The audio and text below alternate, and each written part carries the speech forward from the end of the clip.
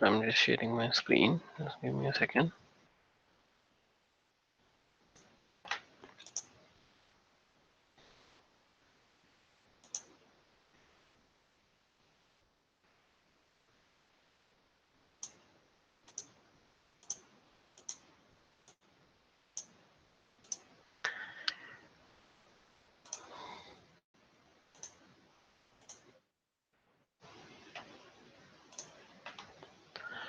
Okay, so I think I can now share my screen.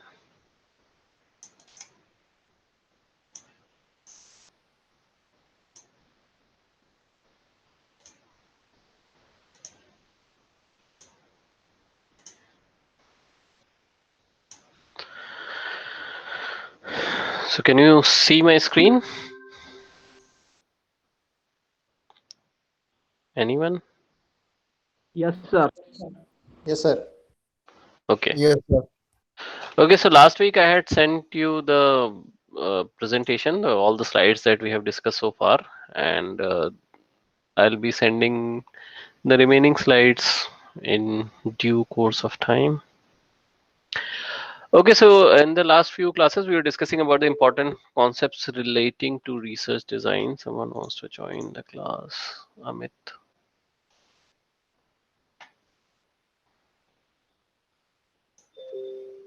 So we were discussing about some important concepts relating to research design. We discussed all these things about all these things in the last few classes. So I'm again not going to talk about these things, but some important thing are the dependent and independent variable and extraneous variables. Okay, so all other things are a part of it. Means all the things are related to these two terms: dependent and independent and extraneous variables. So we discuss about the dependent and independent variable. So independent variable are the variable that you change, and dependent variable is something that is affected by that change. Then some other factor comes into picture, which is extraneous variable, and they are not the independent variable, but they can change the dependent variable. And we discuss about the extraneous variables in too much detail, that they can be situational variables or participant or person variable or experimental effects or demand characteristics. All these could be the extraneous variables. Then we discuss about all these things, experimental and control group. So this is another important thing that we talked about. So experimental group is something which is exposed to some kind of specific conditions. Okay, so some kind of a special condition, or if you are doing some kind of treatment to them, then that is the experimental group. And the control group is something when you are not giving any specific treatment or a specific condition to that. So that is a control group. But if you're giving some kind of a special condition or some kind of special treatment, then that is the experimental group, because you want to understand the effect of that treatment on this particular group. Okay, you want to study the effect of that treatment or that those conditions. So there is the experimental group. Then we discuss about the treatments, all these things we discuss. Okay, so in the last class we were discussing about the different research designs. So research designs can be classified in three different broad categories. One is the research design in case of exploratory research studies. Other is the research design in case of descriptive and diagnostic research studies. And the third is the research design in case of hypothesis testing research studies. Okay, now these are the classification, but most of the time you are not limited to any one of them. Your work is actually a combination of perhaps all three, because if you are doing some kind of descriptive research, then you make some kind of hypothesis also and you test your hypothesis also. So it can be a combination of these two, right? Or it can be a combination of these two, the first and third. So it can actually, in some cases, if you want to be flexible enough, but at the same time you want to, in one of your objective, you want to be flexible enough to explore something or to formulate something. But at the same time, in your another objective, if you want to do some kind of detailed uh, experiment or a control experiment, then in that case it can be actually a combination of these three. But broadly, we can classify these into these three categories. So research design in case of exploratory research studies. So in this, we discussed this in the last class also.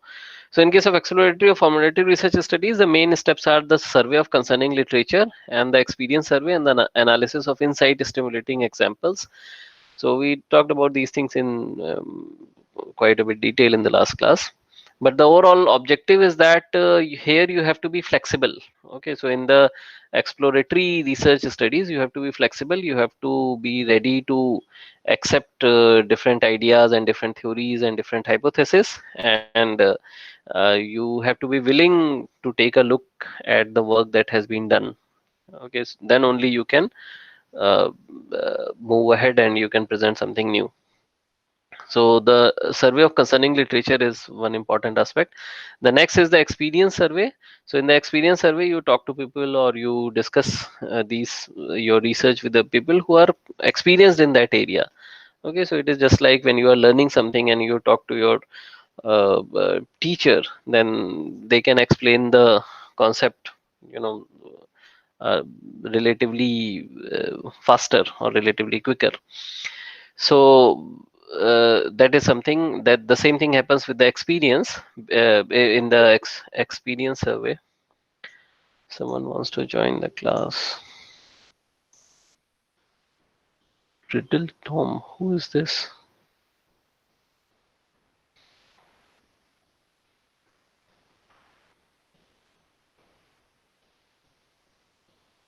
Okay,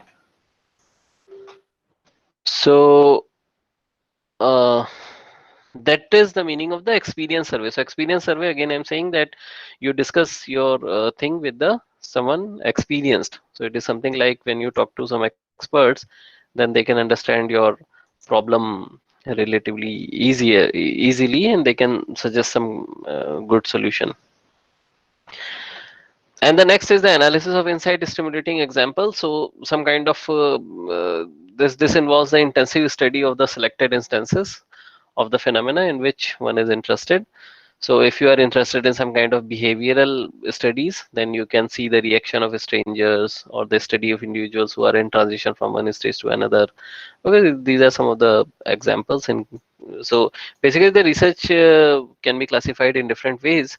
So uh, in this particular subject, as I said multiple number of times, that most of the examples are quite general. Okay, they are not very specific to any branch of engineering, but you can relate it. The next is the research design in case of descriptive and diagnostic research studies. So in this case, uh, as we discussed in the last class, in the last class, that whatever we have studied in case of a general concept of research methodology, all these things are included.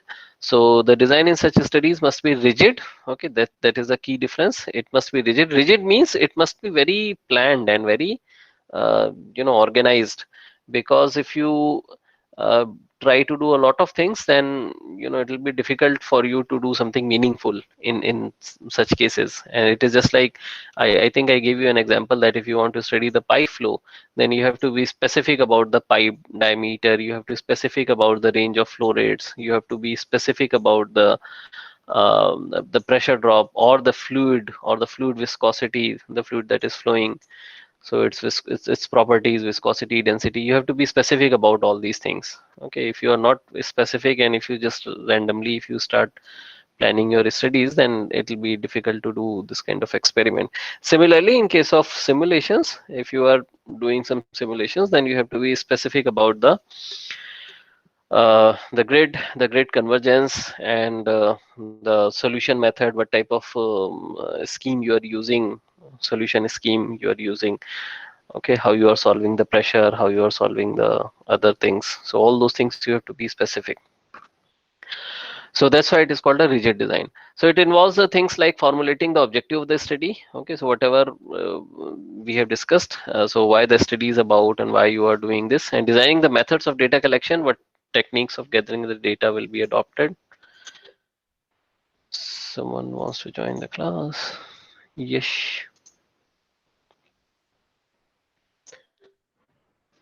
what type of data you want to study, and selecting the sample, okay, collecting the data, processing and analyzing the data, and report the findings. All these things are the steps or the inclusions in this kind of a study, the descriptive study. So up to this point, I think we studied in the last class. Okay, this also we covered actually in the last class. So comparison of the two. So as I said that it must be a flexible design. The exploratory one should be a flexible design, and the descriptive one should be a rigid design. Okay, so we will see in the next chapter actually, yeah, this sampling design will come into picture, and you will see that what is the meaning of non-probability sampling design and the probability sampling design. What are the different types of sampling design? Okay, and how they are different from one another. All these things we will see in the next chapter, which maybe we will start after the next class. So in this, your sampling has to be judgment sampling, and in this your sampling has to be random sampling. So random sampling, that means uh, it should not depend on any specific condition, then only it will give you a realistic outcome. But here you have to be very uh, you know uh, selective about the sample. So we'll see what is the meaning of these things in a later class.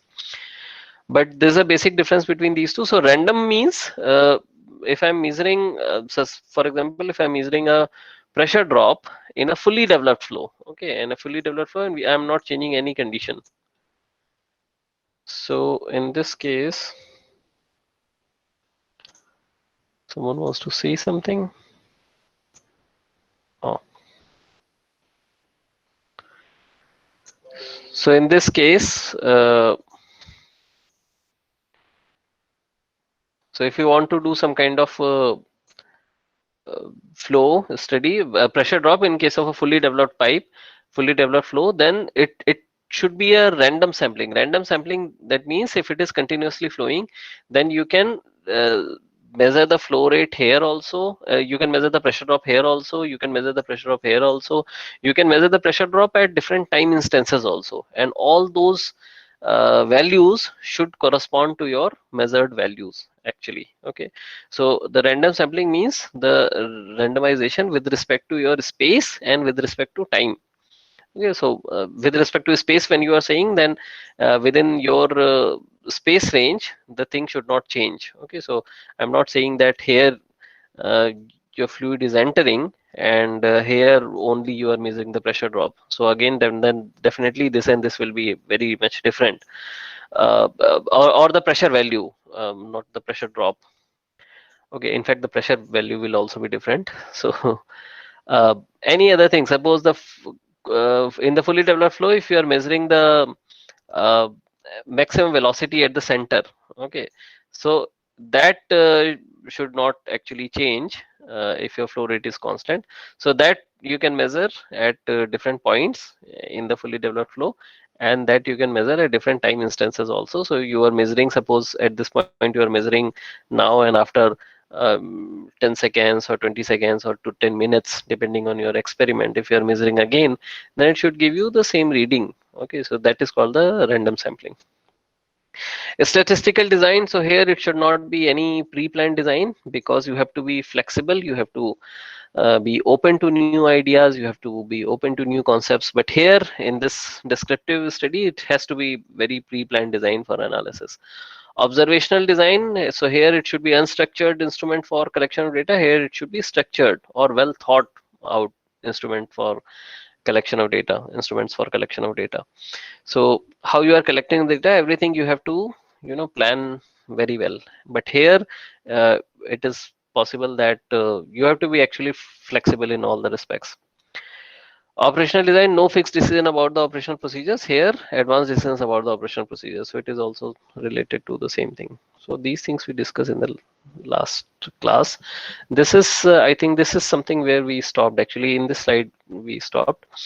So the third one is the research design in case of hypothesis testing research. Okay, so what is the hypothesis testing research? Whenever you are you are testing any kind of hypothesis, then that is called the hypothesis testing research, as the name itself implies. So you want to understand any kind of relationship between two variables or between multiple variables. Okay, and the purpose of this hypothesis testing research is to uh, it require procedures that will reduce bias and increase reliability. So if you are developing some kind of hypothesis, if you are proposing some kind of hypothesis, hypothesis means some kind of possible explanation that further need investigation. Okay, so you want to check whether your explanation or your initial uh, you know initial thought was correct or not. So that you do with the experiments or simulation or any other thing. So that is the hypothesis, and if you're testing your hypothesis, then that is called the hypothesis testing research. So usually the hypothesis testing research are performed by experiments. Okay, so usually experiments meet this requirement, and hence we talk of research design in such studies. We often mean the design of experiments. So whenever you see this kind of these words, hypothesis testing research, then it means it is actually related to your the experiments or the design of experiments. Okay, so in the next class also, in today's class also, we will see the basically we will only see this um, uh, different research design, particularly the experimental design. So basic principles of experimental design. So again, I'm saying that hypothesis testing research, in most of the hypothesis hypothesis testing research studies are performed to reduce the bias and to increase the reliability. Reduce the bias and reliability, all both these terms you know, because we have talked about these terms in a class. What is the meaning of biasness and what is the meaning of reliability? So reliability, that means your experiment should be reliable. So all these both these things can actually be met with the experiments. So whenever we talk about the hypothesis testing research, we mainly talk about the design of experiments. Now the basic principles of experimental design. So there are three principles of experimental design. Okay, most of the scientists and researchers have classified it into three principles. One is the principle of replication.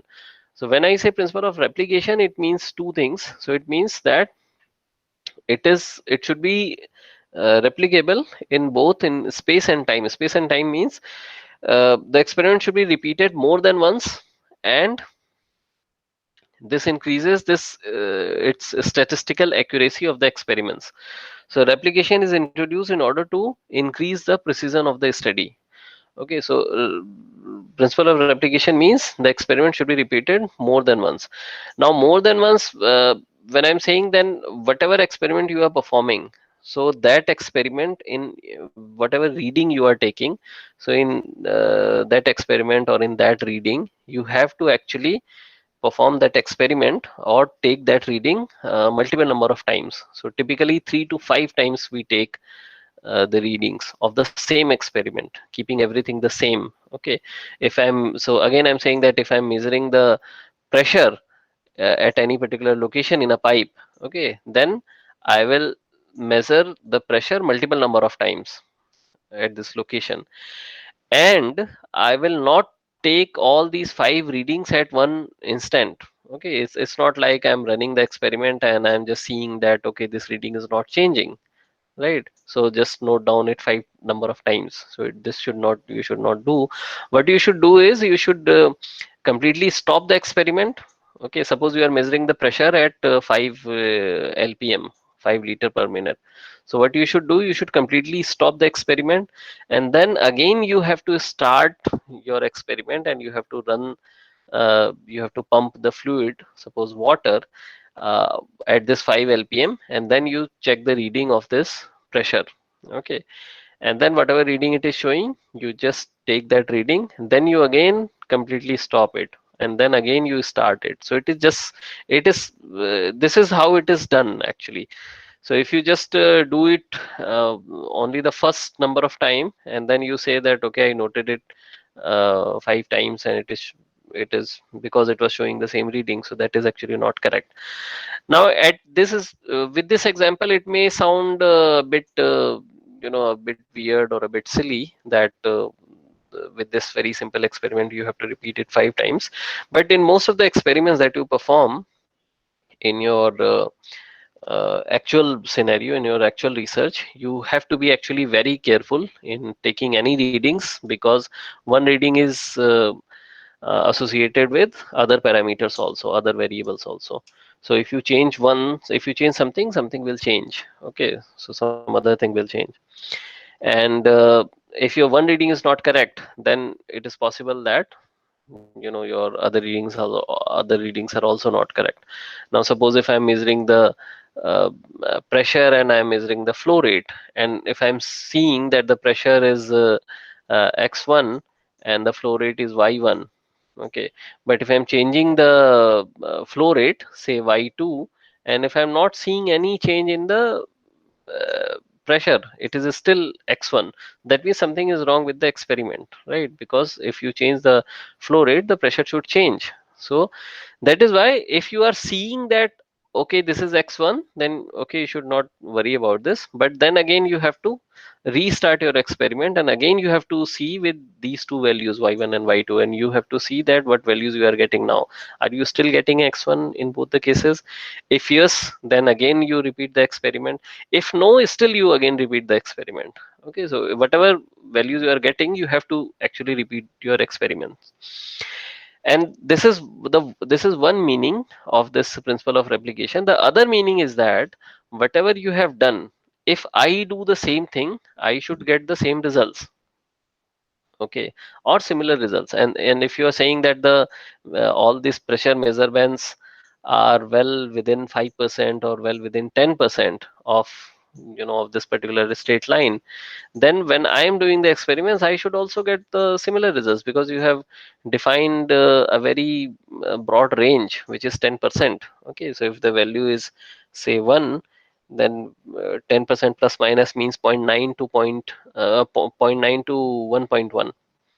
Okay, so if you are giving this much of range, zero point 0.9 to 1.1 type of thing for all the values, then I should also get the same thing. So that is also a meaning of this principle of replication. Okay, so that means it should be, if you are doing the same thing, and if I'm doing the same thing with the same instrument, with the um, same fluid and same everything, then I should also get the same results. So the experiment should be repeated more than once. Okay, this is the important meaning, that whenever you are performing any experiment, you should do it more than once, and you should note down the readings, and then only you can see the error.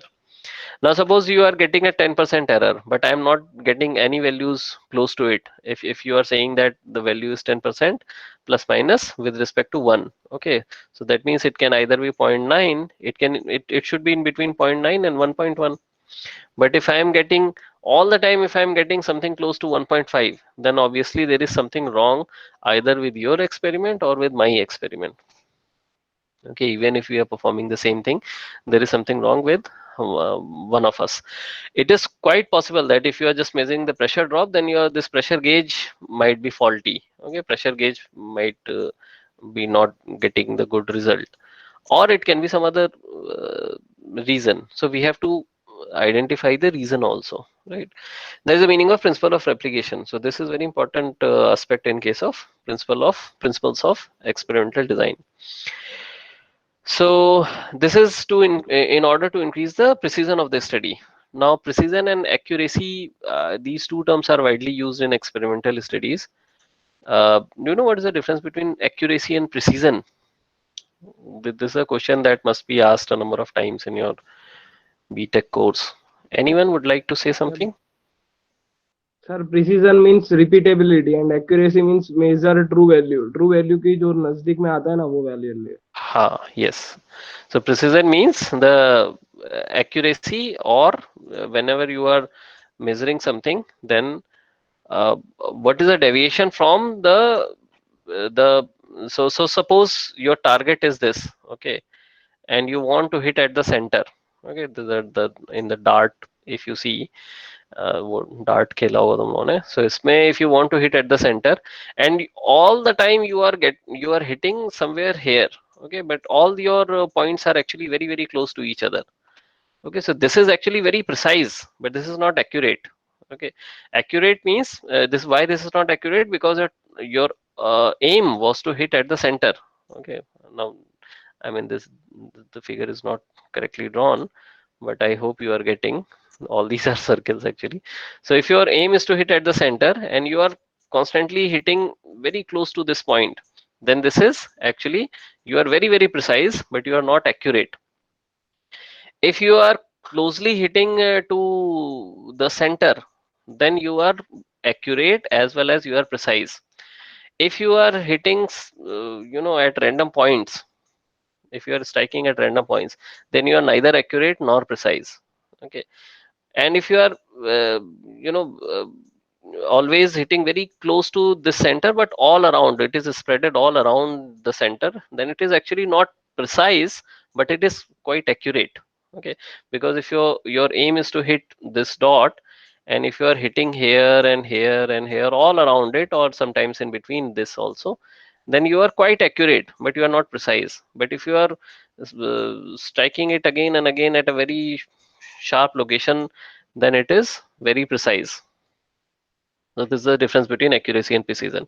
And if you are hitting very close to the dots all the time, then you are both accurate and precise. So I hope most of you would be knowing this, but if you don't know, then I hope it became clear. The next is the principle of randomization, and this is again very important. And randomization, as I said in the previous slide also, that what is the meaning of the random sampling? Random sampling, that means you can take actually anything out of the sample. Okay, I mean, depending on the type of study that you are performing. So it provides the protection against the effect of extraneous factors by randomization, that we can have a better estimate of the experimental error. Okay, so randomization, that means if you are taking the data, okay, then so for example, if you are measuring the pressure drop, then you when your flow rate, if you're measuring the pressure drop at a given flow rate, suppose the flow rate is 5 lpm, as I said in the previous example, then you can measure the pressure drop at any time. Okay, and that's the meaning of randomization. That means you can measure the pressure drop at any time, as long as this is 5 lpm, it should give you the same value. That is one meaning. The other meaning differs from different studies. So for example, if you have to select a bunch of suppose you have a box full of fruits, okay, or full of apples, and if you want to select 5 apples out of it, then the principle of randomization says that it can be actually any 5 apples. Okay, so it can be 5 apples from this side of the box, or this that side of the box, or 1 apple from this side, 1 apple from the other side. I mean, it should be completely random. Okay, it can be you cannot categorize it. It can be from the top layer of the apple, it can be from the bottom layer of the apple. So you are free to choose any 5 apple out of this 500 apples. Okay, so that is the principle of randomization. And this improves the again this improves the accuracy, and actually, and this gives you the estimation of experimental error. The third is the principle of local control. So in this local control, what happens, you can control the extraneous factor. Okay, the extraneous factor, that means which are the source of variability, is made to vary deliberately over as wide range as necessary, and this needs to be done in such a way that the variability it can cause be measured and hence eliminated from the experimental error. Okay, what does it mean? So it means that you whatever extraneous factor that is causing the variability, you change that factor again and again. Okay, and then you try to measure the effect of that factor, and then you can actually remove that factor from your experimental studies. So that is the principle of local control. For example, so let me think of an example. Okay, so for example, suppose if your experiment is sensitive to sound. Okay, what is the sound uh, that you are getting in your room, which is not in your control, which is a kind of an extraneous factor, and your experiment is sensitive to that. Okay, then what you can do is you can estimate, or you can do some measurements by varying the sound artificially. You can use some kind of instrument, and you can see that how sensitive your experiment is there with the sound. And you can also keep a recorder which can record the the amount of sound, or what you call the means how large the sound is in case of say decibels.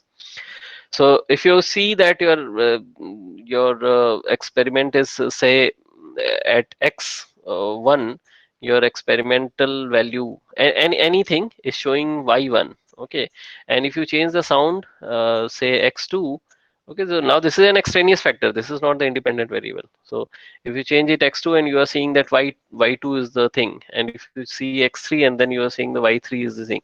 So as long as, I mean, as large as the range could be, if you just make it very large, then you can see the effect of it. And later on, when you are performing your real experiment, then you can just see that what is the surrounding sound level. Suppose it is something a1, and then you see that what is the effect of this a1 where it falls in this table. Okay, so suppose it falls somewhere here, and you see that what is the corresponding change in the output. Okay, so it is says suppose the output change is b1. Okay, so if you are measuring something and you are measuring a quantity a, capital A, and then you say that actually this a is your measured quantity, but your actual value will be a minus b1, because this b1 is coming from the effect of sound, which is the extraneous factor. So this is the meaning of local control. Okay, so similar type of examples can be given in other areas also, but this is just to make you understand that was the principle of local control. So in this, the extraneous factor, if you can control it, okay, if it is in your control, or if you know that something is and another extraneous factor is vibration. Another extraneous factor could be the temperature, if your experiment is very sensitive to temperature. Okay, so then you can whether you need to maintain a proper temperature in your room or in your experimental facility or not, so that also you can check. So in this case, you change it deliberately, okay, and you change it as wide a range as necessary, and this needs to be done in such a way that the variability it can cause be measured and hence eliminated from the experimental error. Okay, so this is a principle of local control. So uh, okay, so I think these principles are clear. So principle of replication, that means it should be repeated more than once. And also it means that if I'm doing the thing, then I should get the same result. Principle of randomization, that means it should be random. Okay, whatever experiment you are doing, the sample if you are taking, or if any reading you are taking, it should be actually free from any kind of bias or any kind of special thing. So it should be completely random. And the third is principle of local control, where you purposely or you deliberately control the variable or the extraneous factor that is causing some error, or that is causing a change in the dependent variable. So this is the different research designs. So we'll be talking about some more important experimental designs now.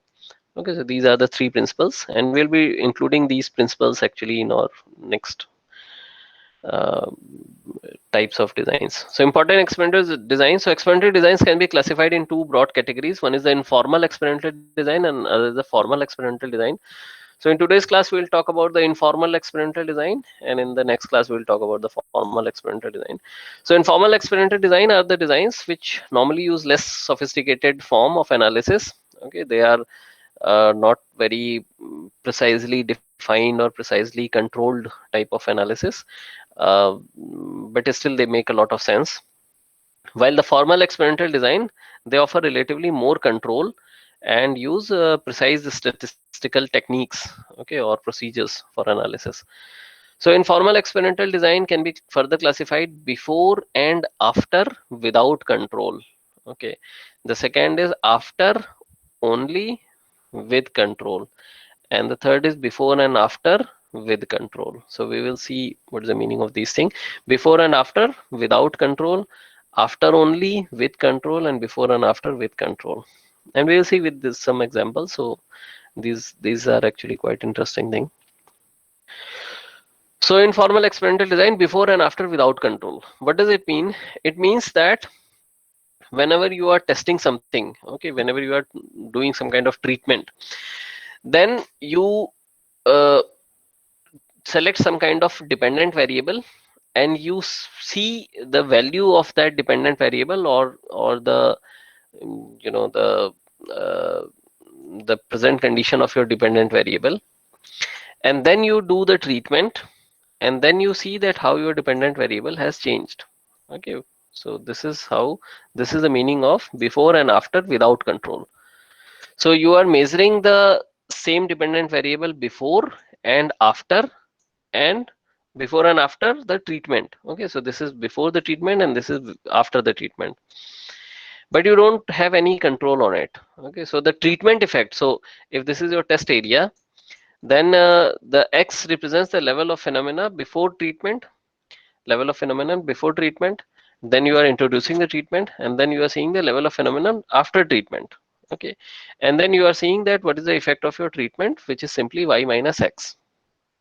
This you can understand with the example that if you want to study some kind of fertilizer in your wheat crop. Okay, so one thing you do is you see that how much production is there uh, without the fertilizer, then you use the fertilizer and you see that what is the effect of the fertilizer. So then what is the growth with use of fertilizer. So then you can see that the treatment effect is y minus x, which is with fertilizer minus without fertilizer, and this will give you the the very good idea that what is the role of your fertilizer.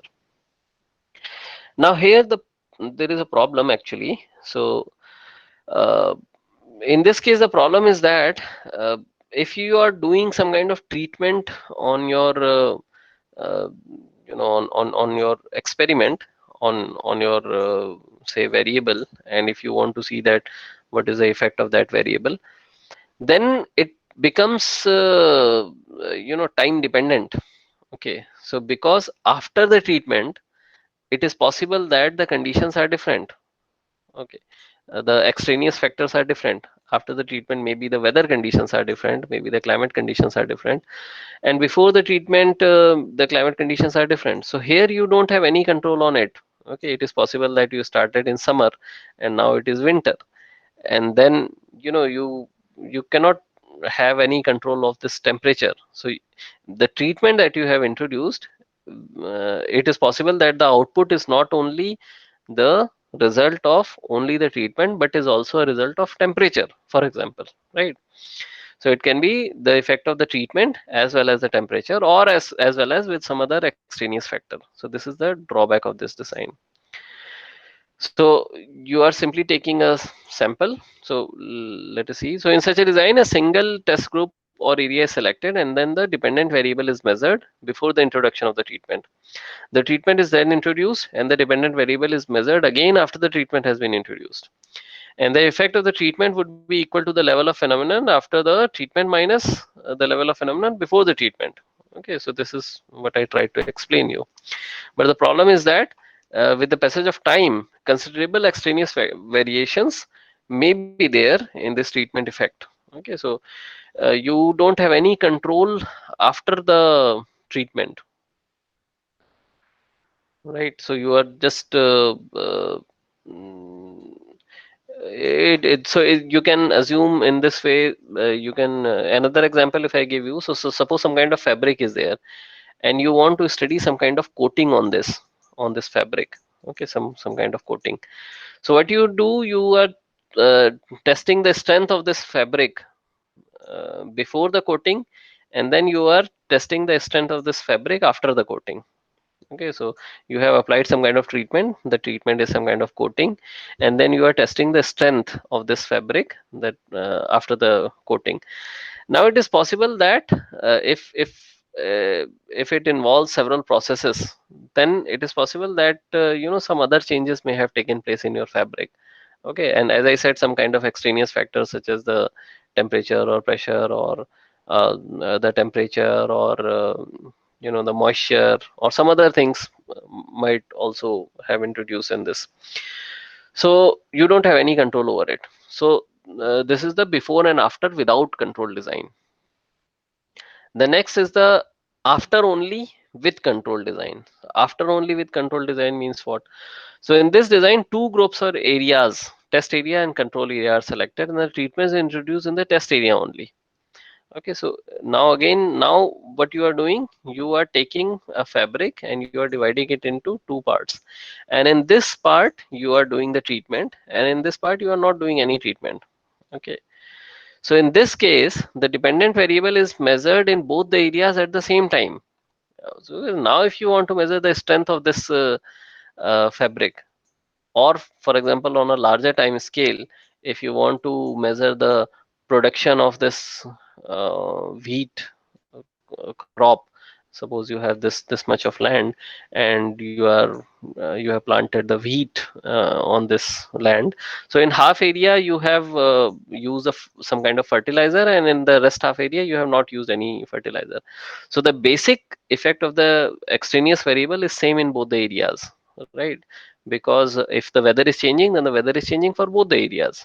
So even if it is possible that your uh, your growth of the plants are high because of the weather conditions, so you can see that you can actually now compare it easily, right? So you can see that with the fertilizer and without the fertilizer, what is the effect. So in this case we have tried to remove this extraneous variable, and the effect of time actually we have tried to remove, because initially it is possible that if you do the treatment in the entire area, if you use a fertilizer in the entire land, then you don't know the effect of weather. Okay, so in this case you are considering that because you have divided it into two parts. So in this design, two groups of areas are selected and the treatment is introduced in the test area, and the dependent variable is measured in both the areas at the same time. Okay, you are doing measuring the thing at the same time.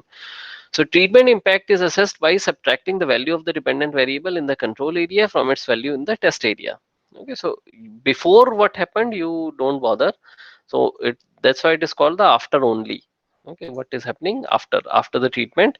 You have done the treatment in half area and you have not done the treatment in the rest half area, and then you want to measure the effect. So the level of phenomenon after the treatment is y, and the level of phenomenon without treatment is z. Okay, and both are after means both are being measured at the same time. So the treatment effect is y minus z. Okay, so if you just take the previous and this case, then you can understand that actually this will give you a better estimate, right? Because you have tried to remove the extraneous factors. The basic assumption in this design is that the two areas are identical with respect to their behavior towards the phenomenon considered. And if this assumption is not true, then there is a possibility of extraneous variations entering into the treatment effect.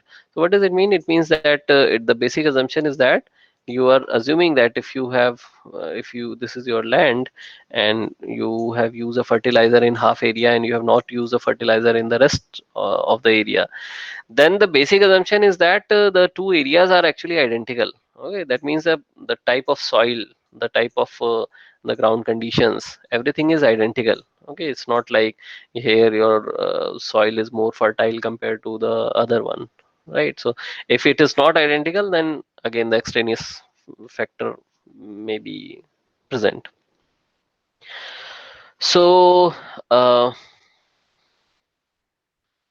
so the data collected in such a design without the introduction of problem with the passage of time. So in this case, the time effect is not there because you don't have to wait for you are not doing it at different times, you are doing at the same time. So in this respect, this design is superior to the previous design, which was the before and after without control design. Okay, so I hope this is clear. The last one is before and after with control design. Okay, what does it mean? It means that you are measuring the dependent variable before and also after, before the treatment and after the treatment with some kind of control. So in this, again you select the two areas, and you measure the dependent variable in both the areas at identical time period, and the treatment is then introduced in test area only. Okay, so first you measure the uh, your dependent variable in both the areas, and then you are doing it doing the treatment in one area only, and then again you are measuring the uh, your whatever variable is there in both the areas. So in this case, basically, this you can understand that this is superior.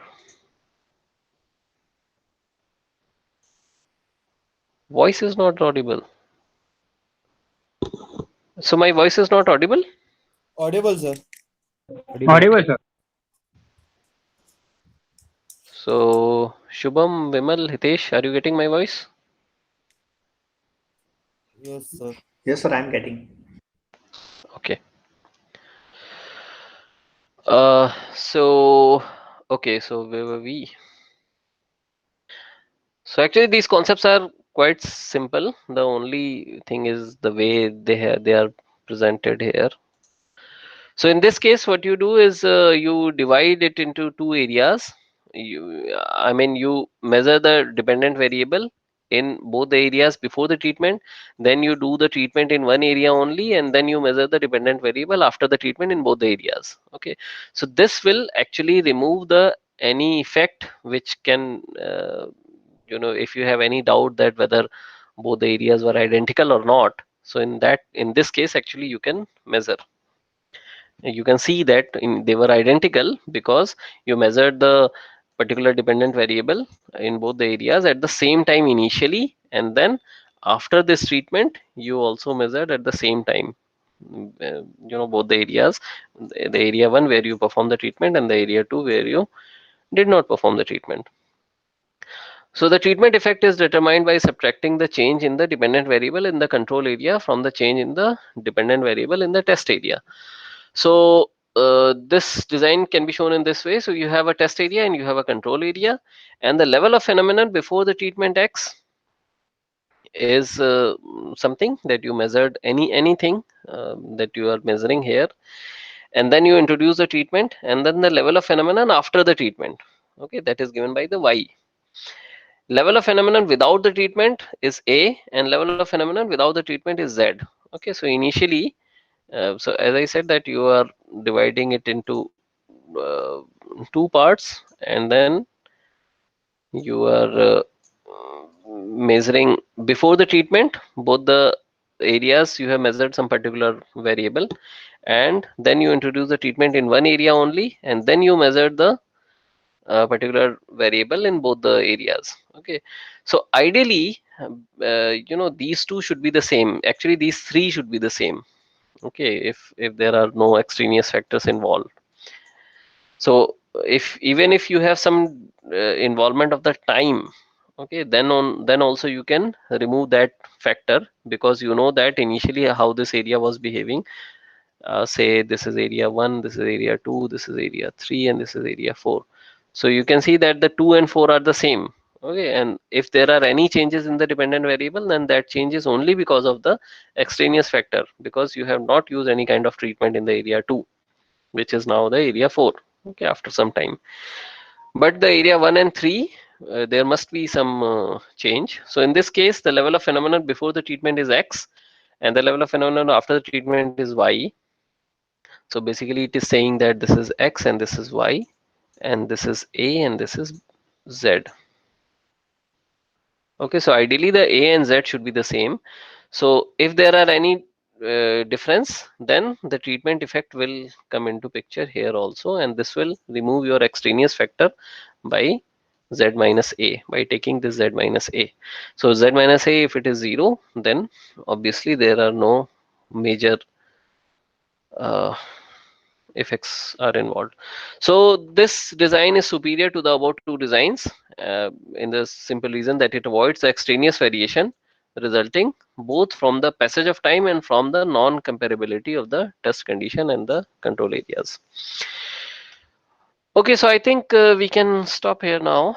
We still have some time, but this will take actually some more time to explain this CR design, which is completely randomized design. So so next is the formal experimental design.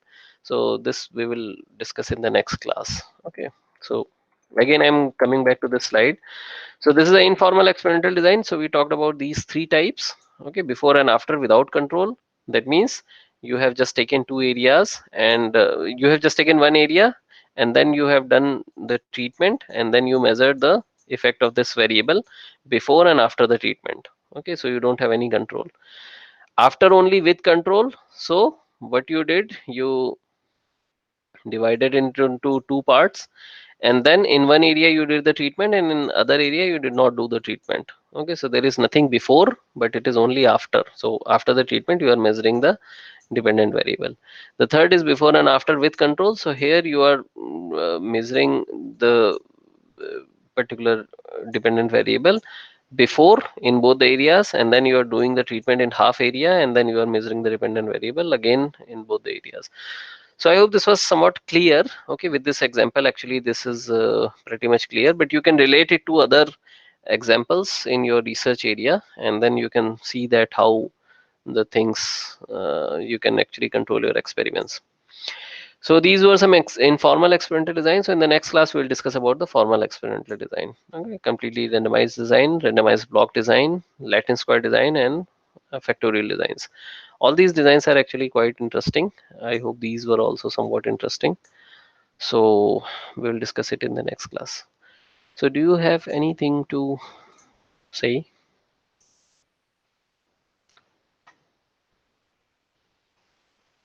An announcement is there.